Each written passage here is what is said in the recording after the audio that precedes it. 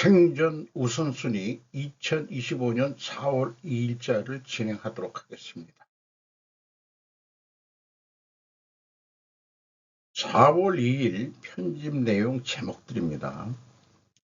윤 대통령 운명의 날 헌재 탄핵 심판 4일 오전 11시 선고, 트럼프 파고넘자 삼청동 총리공관에 모인 4대 그룹 청소, 혼밥 혼수는 면벽 수행이 대세, 버리지 못하면 빈고증된다, 블로그 댓글에 수없이 퍼붓는 주식 투자방 열심히 지우기, 국제적 투자자들 일본에는 강력한 리더가 필요한데 이시바 다카이치에서는 불안하다.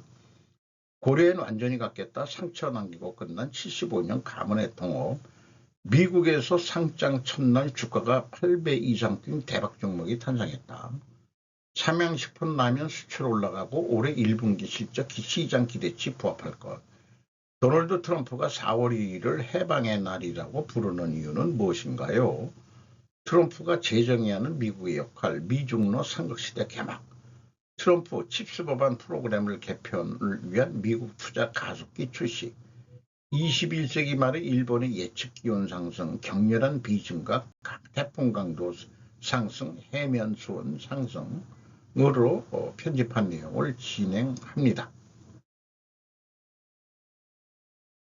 윤 대통령 운명의 날 헌재 탄핵 심판 4일 오전 11시 선고, 이원순 기자가 연합뉴스에서 4월 2일 오후 2시 30분에 보도한 내용입니다. 내용은 생략하는 게 좋겠습니다. 4일 날을 기다려보죠. 트럼프 파고넘자 삼청동 총리 공간에 모인 4대 그룹 총수, 김흑한 기자가 한국경제에서 4월 1일 날 보도한 내용입니다. 만우절 잊어버리죠. 4대 총수하고 한덕수 총리하고 최상목 경제부총리 6명이 사진을 찍었네요. 1일 오전 10시 15분 서울 삼청동 총리공관에 이재용 삼성그룹 회장, 최태원 SK그룹 회장, 정의선 현대차그룹 회장, 구광모 LG그룹 회장이 속속 등장했다. 이들 4대 그룹 총수는 한덕수 대통령 권한대행 국무총리와 공관마당에서 간단한 담소를 나눴다. 그들은 그 직후 공관에 들어가 경제안보전략 태스크포스 첫 회의를 진행했다. 태스크포스팅까지 만든 모양이네요. 미국 현재 4월 오늘부터 발효가 되는 미국의 상호관세와 관련해서 어떻게 적응해 나갈 거냐 하는 논의를 했다는 거죠. 그리고 그 미국의 각계각층의 전방위적인 아웃리치 대외 소통 접촉을 하겠다고 그랬는데 글쎄요, 어떤 효과가 날지. 어쨌든 우리 주력 산업의 경쟁력을 지키기 위해서 최선을 다하겠다. 정부도 힘을 쓰겠다. 그리고 우리가 국제 기준에 부합하지 않는 제도들이 있다면은 글로벌 스탠다드로 부합하는 방향으로 선진화하는 것이라고 해서 국가 경쟁력을 높이고 외국으로부터 오는 도전을 완화하기 위해 최선을 다하겠다고 덧붙였답니다. 글로벌 스탠다드라는 게 국제적 표준인데 표준이라는 것께 제가 좀 좋아하는 것 중에 하나죠.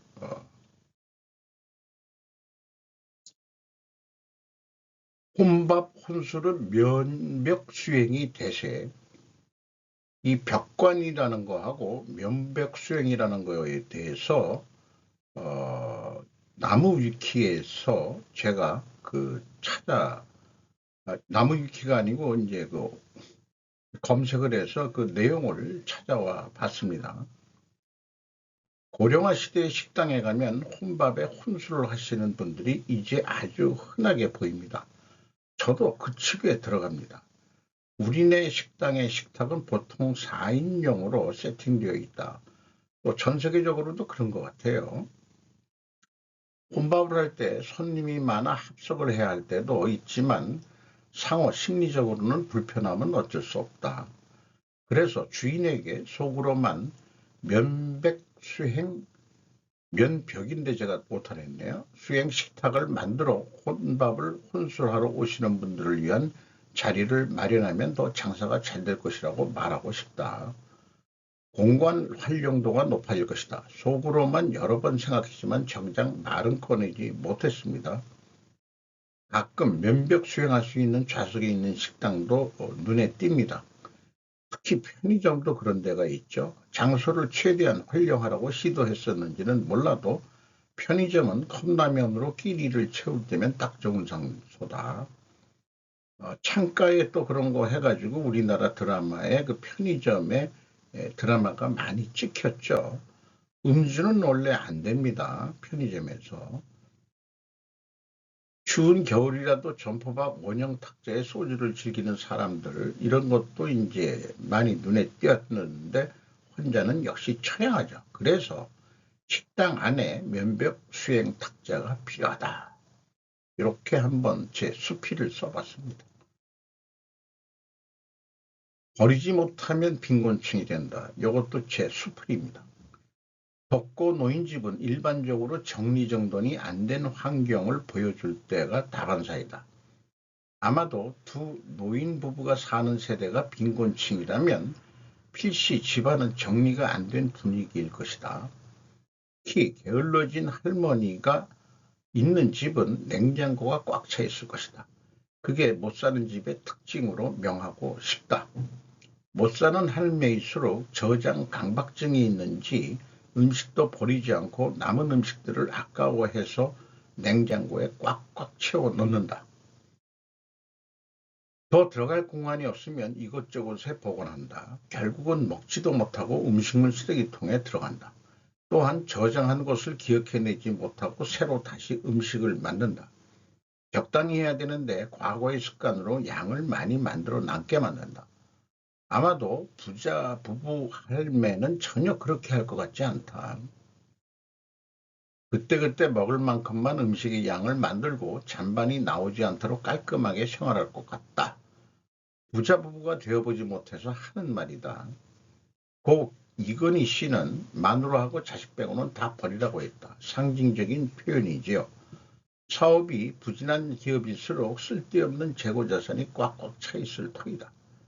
재고 회전율은 매우 느릴 것이다. 저장 공간이 부족하다고 창고가 더 필요하다고 할지도 모른다. 잘 나가는 기업일수록 재고가 적습니다. 그리고 재고 회전율도 매우 높을 것입니다.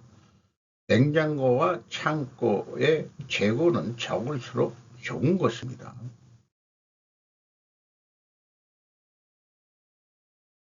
블로그 댓글에 수없이 퍼붓는 주식 투자방 열심히 지우기라고, 이것 최근에 경험을 한 건데요.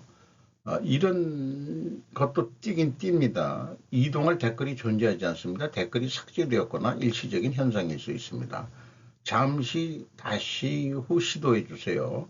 이런 게 네이버에서 떴는데, 그 과거 2021년 거 뭐 이런 블로그 이런 댓글이 무작위로 뭐 수없는 아이디어로 그 무슨 댓글이 했는데 그걸 다 보면은 주로 똑같은 내용들입니다.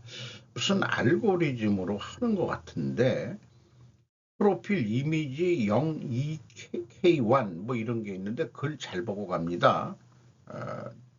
웃음표 하고 제가 추천드리는 주식 토론방에 들어오시면 도움이 많이 되실 거예요. 텔레그램의 주식 경제 포털을 검색하고 들어오세요. 5,000명대 토론방입니다. 2025년 4월 1일 13시 43분.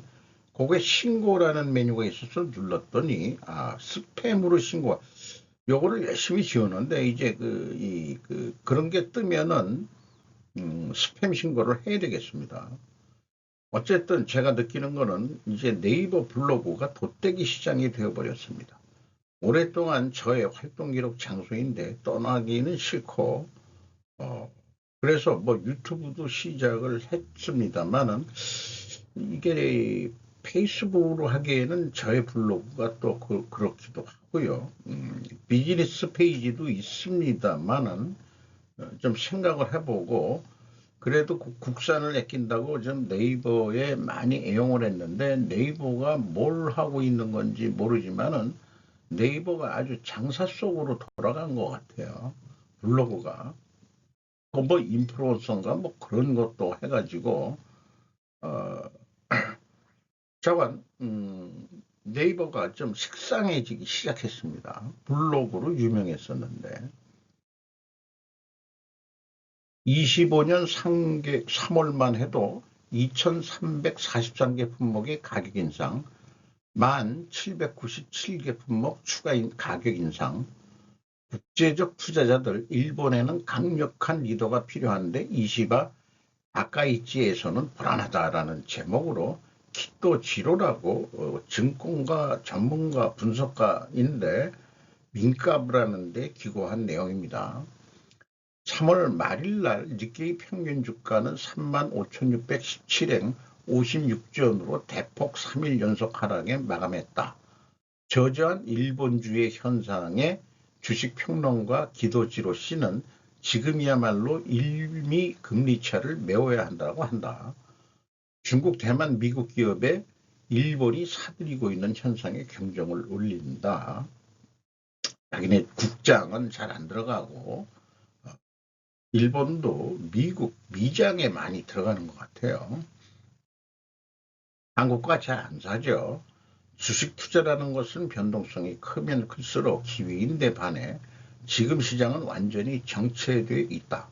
말하자면 이도저도 아닌 상태인 것이다. 이것은 일본 은행이나 정치가 현재 일본 경제의 근간을 흔들릴 정도의 불황으로 위기 상황에 있는데도 불구하고 무사 안일의 자세를 고수하고 있기 때문이라고 자기는 생각한답니다. 한시라도 빨리 미을이 금리차를 메우고 앵화를 강세로 만들어 물가를 잡아야 한다. 물가가 매우 중요하긴 하죠. 일본이 잃어버린 30년인가를 빨리 빠져나오려면 금리를 올려야 된다는 게 여러 사람들이 주장을 하고 있습니다. 그러나 일본 은행의 잘난 사람은 아무도 책임지지 않고 싶지 않기 때문에 태연하게 정관해 버린다. 정관이라는 용어를 쓰네요. 하루하루 극심한 가격 인상과 대치하며 투쟁하는 민간 기업과 가게에는 관망할 여유가 없다. 항상 계책을 쓰지 않으면 그것은 스스로를 죽음으로 넣을 것이기 때문이다. 일반 국민이나 국익을 위해 싸우려는 위원은 유감스럽게도 한 명도 없는 셈이다. 국회를 향해서 공격을 하는 거죠. 수출액이 사상 최고치에도 수출량은 3년 연속 감소하고 있다. 양으로는 줄었다 이게요. 앵화 가치가 떨어져가지고 이 금액상으로는 올라갔어도 수출량은 줄었다 이런 얘기입니다. 앵화 약세 방치는 수출 산업만 혜택을 볼 뿐, 세수가 늘더라도 그림이 떡인 것이다.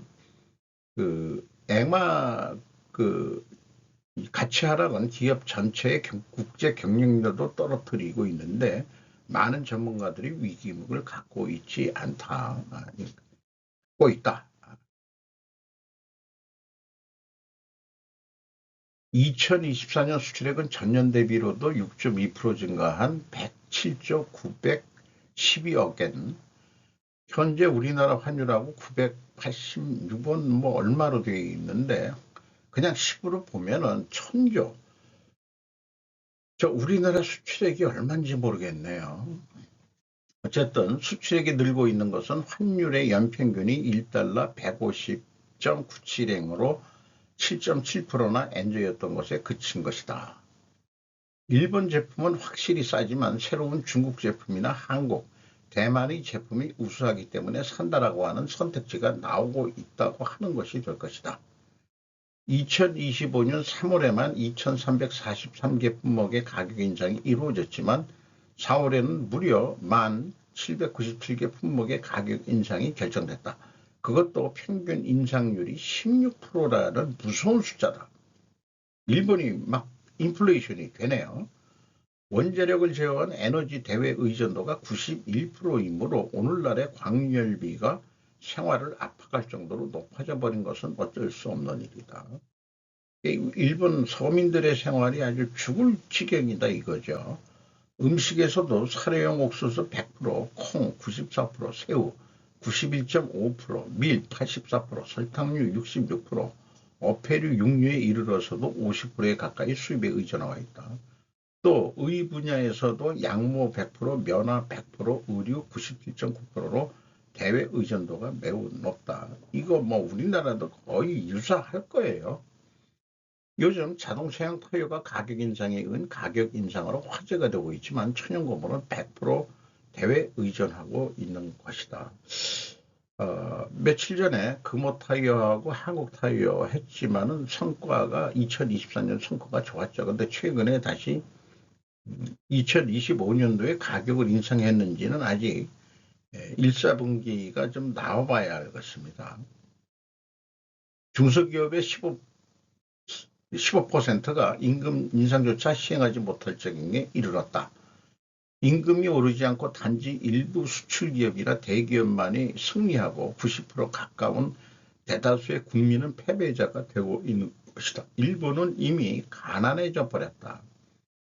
한국도 마찬가지인가? 일본엔 강한 리더 필요한데 이시바 다케이치에선 불안하다. 국익을 위해 세계와 싸울 수 있는 리더가 존재, 절대적이라고 자기는 생각한다. 이시바 총리 상품범 백호 문제에 내각에 관한 것이 쓴 것이 아닌가 하는 억측으로 내각의 인기가 급강하고 있다. 만일 다카이치 씨에게 총리가 교대했다고 해도 정치와 돈의 문제가 가라앉을 것이라고 생각되지 않고 일미 일중 외교 등에서 도대체 무엇을 할 수 있을까라는 의문이 남는다. 다카이치 씨의 야수꾼이 참배는 굳이 거론할 필요도 없는 상황이다. 과거의 일본의 리더에 의한 일관주의로 후세대가 괴로워하는 결과에 이런 소제목으로 과거에 야수꾼이 참배나 경제력 군사력 면에서 중국이나 한국을 당할 수 없게 되어 있기 때문에 강하게 나올 수 없다는 것이 본심일 것이다. 올해는 전후 80년을 맞지만 이런 것들이 굴종의 자서로서 자기네들이 전범국이라고 해서 지금까지 그냥 사과하는 신용 정도 내는 것이 후대에 그 부담을 주게 되는 거 아니냐. 뭐 이런 좀 국수적인 발언도 여기 들어가 있네요. 대기업과 중소기업의 임금 차이는 한국도 마찬가지이고 일본 금리를 올리면 미장에 옮겨간 민간 앵화가 돌아올까라고 생각을 해보게 됩니다. 그 유명 유튜버 저기 슈카월드가 분석을 지난 일요일날 방송을 했었습니다. 일본의 니사라고 그 무슨 계좌, 국민 계좌, 주식 투자에 그 과세하지 않는다. 이거가 아주 주요해가지고 그래서 그 일본 주식들을 살 줄 알았더니 그것이 대거 미국 주식시장으로 미장으로 넘어갔다. 그래서 개인들이 지금 미국 주식을 사고 있다. 한국도 그거는 미국 개미라고 부르죠. 많다고 그래요. 일본하고도 유사해졌습니다. 그런 게. 어쨌든 지금 환율을 보면은 우리나라는 1473원, 어저께 날짜예요. 일본 앵화는 987원 56전 100엔당. 전 보통 그냥 10배로 때려버리는데 이게 그래도 많이 내려간 거예요. 달러하고 일본 거는 아까 그 여기 속에는 150엔이 넘었지만은 4월 1일은 149.55엔으로 되어 있네요. 유로하고 달러하고 크게 지금 우리 피부로는 안 나와 있는 거고 그거 참고적으로 제가 좀 퍼왔습니다. 고려엔 완전히 갖겠다. 상처 남기고 끝난 75년 가문의 동업. 손지연 기자가 서울신문에서 보도를 했습니다.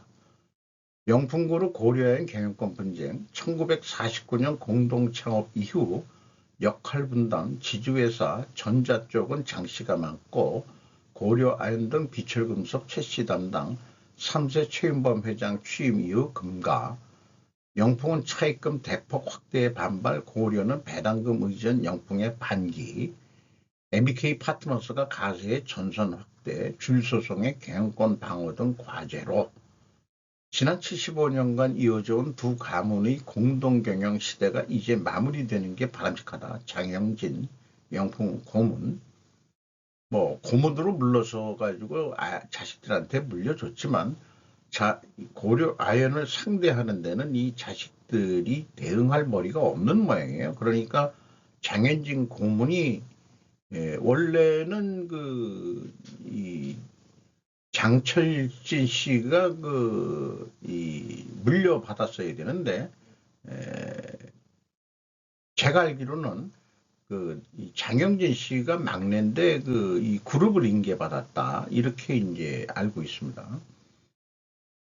고려아연 최은범 회장은 3세 경영이고 이분은 지금 2세인데 2세하고 3세가 지금 싸움을 벌이고 있는 겁니다. 온 힘을 다해 경영권을 지키고 이 싸움에서 반드시 이길 것이다.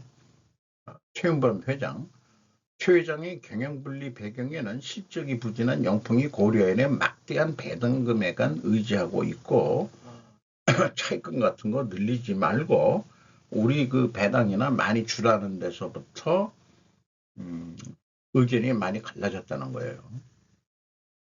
여기 영풍 장시내의 가계도를 그렸네요.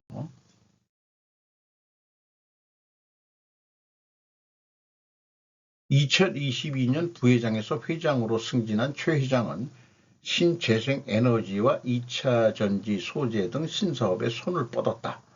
이것을 트로이카 전략이라고 얘기하고 있습니다.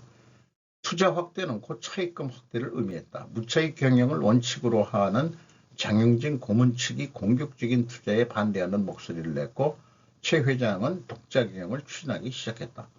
최 회장은 주요 대기업을 중심으로 우호 지분을 늘리면서 경영 분리에 시동을 걸었다.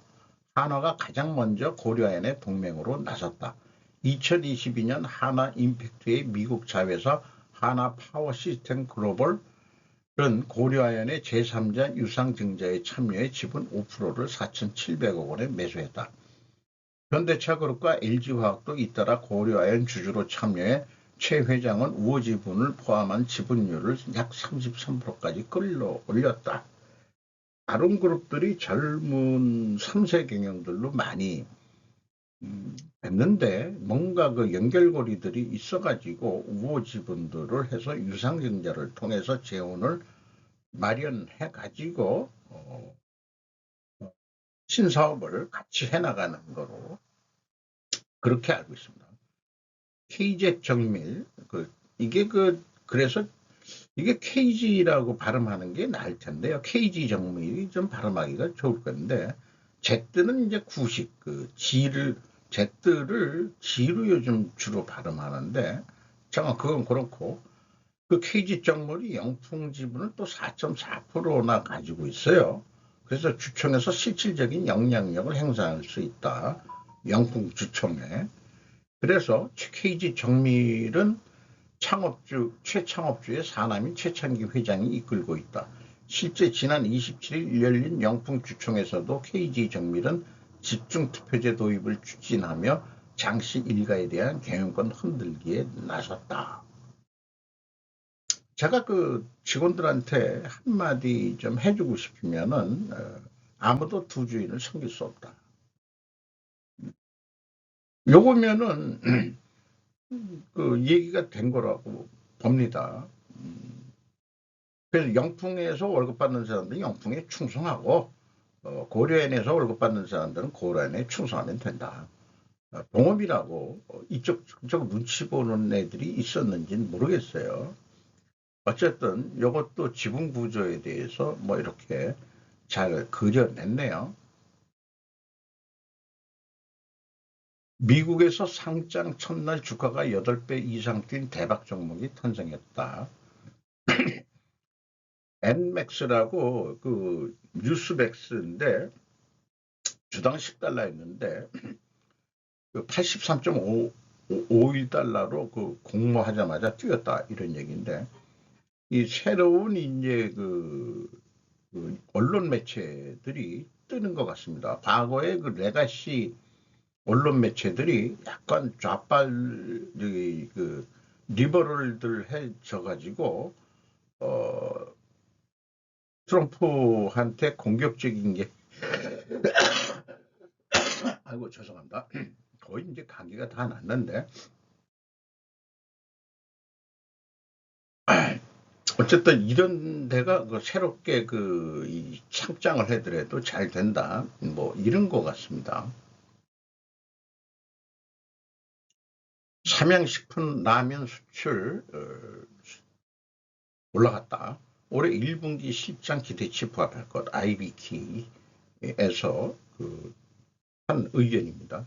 송경현 머니투데이 4월 1일 요 사진은 그 뉴스 완거 2024년 11월 15일 거를 인용했는데 말이 그 3, 4분기까지 크게 그 삼양라면이 좋아졌다는 걸 얘기하고요. IBK 투자증권은 삼양식품이 올해 1분기 수출에 힘입어 시장 기대치에 부합하는 실적을 기록할 것으로 전망했다. 이에 투자 의견 매수와 목표 주가 108만 원을 유지했다.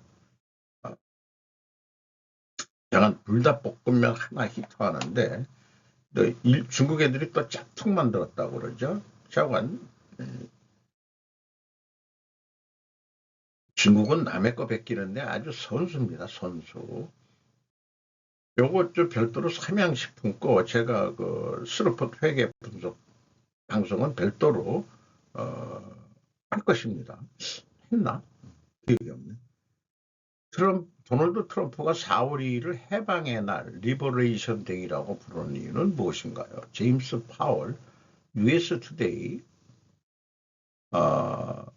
오늘부터 실질적으로 상호 관세가 돼 있는데, 그 트럼프 대통령의 표현은 한 40년 이상 우리를 갈취했다. 또 국문 번역으로는 그 착취했다. 이렇게 이제 얘기하고, 구글 번역에서는 뜯어먹기, 뜯어내기 이런 식인데 리프트 오프라고 되어 있습니다. 이런 거인데 이제 익스플로테이션 착취라는 개념이 트럼프를 통해서 좀 개념 변화가 일어난 것 같습니다. 더티 15라고 부르는 국가의 상호관세부가 거기에 뭐 한국도 들어가는 걸로 알고 있습니다. 다가오는 관세로 인해 가격이 상승할 거예요. 그럴 가능성이 높습니다. 플로리다 하원 의석 2석과 뜨거운 경합을 벌이고 있는 위스콘신 주 대법원 의석에서 앨런 머스크에 대한 대리 국민 투표가 실시될 예정이다. 이런 내용도 소개를 하고 있네요. 트럼프가 재정의하는 미국의 역할, 미중러 삼각시대 개막. 이 뉴스 제목 보고서 좀 가져왔는데 전반적으로는 좀 이 풀어가는 논지를 수용하기는 쉽지가 않습니다. 좀 생각이 저는 좀 다르다는 거 먼저 말씀드리고요. 톰 오코너라고 뉴스위크지 일본판입니다. 세계의 리더는 내리지만 대국주의는 관통하는 다극화하는 국제질서와 질외교의 향방이라는 제목으로 미국의 역할을 재수정하고 세력권을 확립해 힘에 의한 평화의 교리를 관철하려고 하고 있다. 트럼프가. 또 러시아와 중국을 포함한 강대국들이 각자 자국 주변에 세력권을 갖는 것은 당연한 권리라고 트럼프가 생각한다는 거예요. 매니페스토 데스티니 명백한 천명은 영토 회복주의나 다름없다라고 진단을 하고 있고 이런 표현도 있네요. 파워플리스틱의 한계, 단 다방면의 적을 동시에 억제하려고 하는 것은 미국의 입장을 불안정하게 하고 있다. 이런 얘기고 어떻게 생각하면은 지금 그 외교 방침의 전환은 합리적이며 불가피하기까지도 하다. 역사학자 겸 저널리스트를 인용해서 습과 푸틴은 각각 대만과 우크라이나를 획득 혹은 지배할 수 있는 암묵적 명시적 거래를 원할 것이다. 트럼프한테. 트럼프는 쉽게 분류할 만한 인물이 아니다라고 뉴욕 시립대 시티 칼리지 교수이자 콜롬비아 무슨 전쟁평화연구소 선임연구원 라잔도가 말한다. 쉽게 분류하는 인물이 아니다. 리버럴한 국제주의자도 네오콘도 아니고 무슨 주의자도 아니다. 요거 잊어버렸습니다.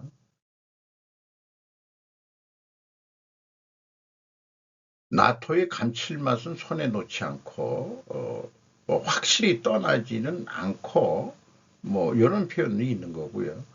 궁극주의적인 면도 있지만 전쟁에는 신중하다. 이런 제목. 덴마크를 위협하는 것과 중국을 위협하는 것은 그 성격이 전혀 다르다. 미 행주의 변덕과는 상관없이 다극화가 진행되는 세계 질서를 현실로 인식하고 있음을 시사한다. 반스 부통령이나 마르코 루비오 국무장관 등 정권 내에 많은 고관이 세계는 다극화가 진행되고 있다고 평가하고 있는 것은 주목할 만하다라고 소개를 하고 있습니다. 미국이 영국으로부터의 독립 이후 미국의 익숙한 외교 자세로의 회귀를 내세우고 있다. 미국이 거기에서 일탈하고 있는 것은 과거 1세기 동안만 특히 1차 및 2차 대전에 개입을 결단했을 때이지 원래부터 독립할 때부터 고립주의를 원래 해온 건데 우리만 잘 살자 그랬던 건데 1차 대전에 할 수 없이 참전했고 2차 대전에는 스페인 내전에 또 참전할 수밖에 없었던 그런 이유가 있었고요. 2차 대전도 처음에는 참전 안 했다가 참전하면서 결국은 그 세계대전으로 인해 가지고 1, 2차 세계대전을 통해서 미국이 세계 패권 국가가 된 거죠. 외교 정치적 논리로 표현할 수준은 못 되지만 2극 체제가 아닌 3극 체제로 간다고 영 마음에 안 드는 논지이다. 인정한다고 해도 상대적 크기가 다를 것이어야 한다. 제가 요즘에 그 3원을 겹치는 상징을 많이 하는데 이 교차점이 과연 뭐냐 이게요. 이 세계 삼각 체제라고 한다면은 요게 사이즈가 다를 거다. 이게 계속 그 상대적 크기가 변화해 가는데 저는 미국의 크기는 커져가고 러시아하고 중공은 쭈그러드는데 배팅을 합니다. 트럼프 칩스 법안 프로그램 개편을 위한 미국 투자 가속기 출시. 에코노타임즈가 보도를 했는데 바이든의 칩스법 이런 것들을 강력히 반대했다가 이것을 태세 전환을 해가지고 미국 투자 가속기라고 엑셀레이터라고 되어 있네요. 이거를 지금 개혁하는 법안에 서명을 했다. 이런 얘기입니다.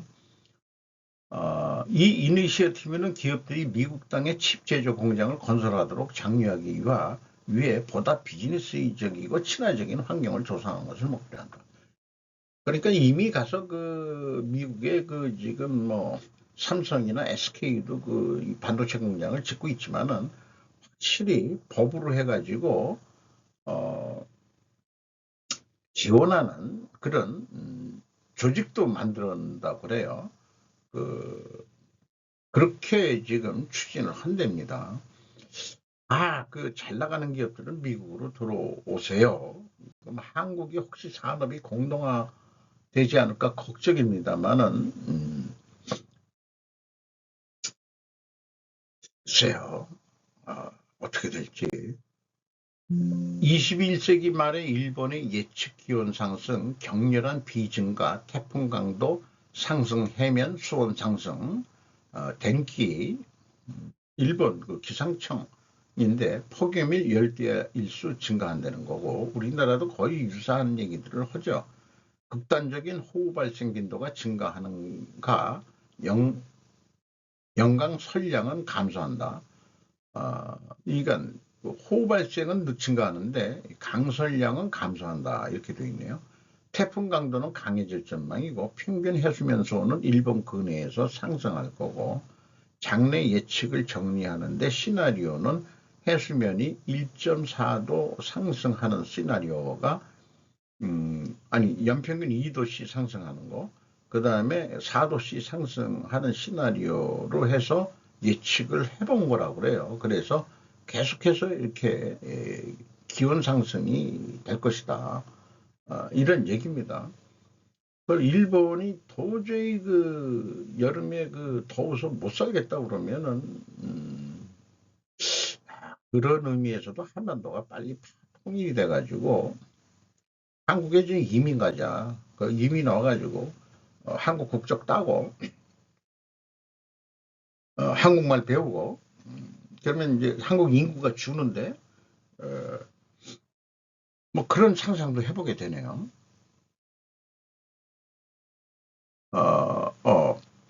벌써 다 왔나요? 이상 마치도록 하겠습니다.